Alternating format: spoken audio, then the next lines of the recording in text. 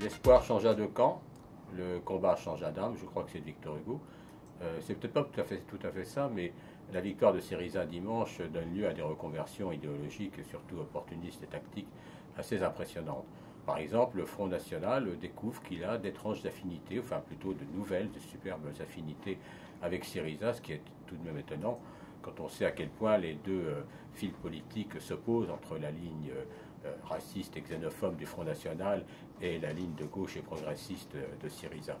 Mais du coup, le Front National, c'est un peu, comment dire, c'est une vieille expression populaire, c'est un peu le coucou qui vient poser ses œufs dans le nid des autres oiseaux. Donc il espère en tirer profit.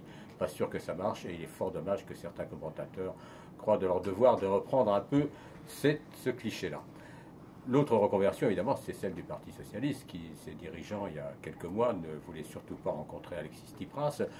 Maintenant, certains d'entre eux vont jusqu'à dire qu'il n'y a pas besoin en France de s'inspirer du programme de Syriza, puisque c'est déjà le programme du gouvernement. Ce qui est quand même surprenant quand on voit ce qu'est le fil de la loi Macron et la poursuite de la politique d'austérité. Mais ça ne fait rien. Le Parti socialiste y va gaiement.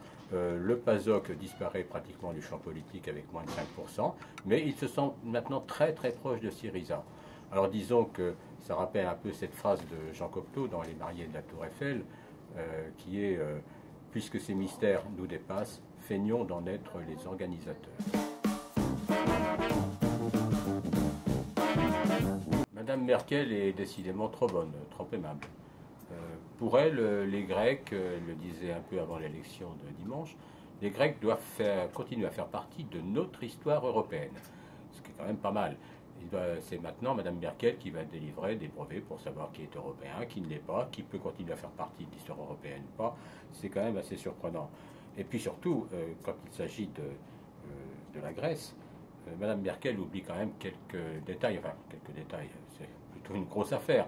C'est quand même que l'occupation allemande nazie en Grèce entre 1941 et 1945 a été terriblement meurtrière, qu'elle s'est accompagnée de ravages considérables et qu'en 1946, les Alliés avaient décidé que l'Allemagne devait rembourser une dette considérable à la Grèce au titre des dommages de guerre, dette qui n'a jamais été remboursée et qui, selon l'ancien résistant grec Manolis Glezos, avec les intérêts, se montrait à 1000 milliards d'euros. Évidemment, on ne va pas demander à l'Allemagne de verser 1000 milliards d'euros tout de suite à la Grèce. Mais quand même. Enfin, il y a quand même quelque chose d'un petit peu fort de café dans cette histoire d'Europe. C'est que Mme Merkel oublie qu'au moment où les Celtes occupaient les forêts allemandes, en tribus, bon, c'était quand même des gens civilisés, mais enfin c'était des tribus, des chefs guerriers, etc.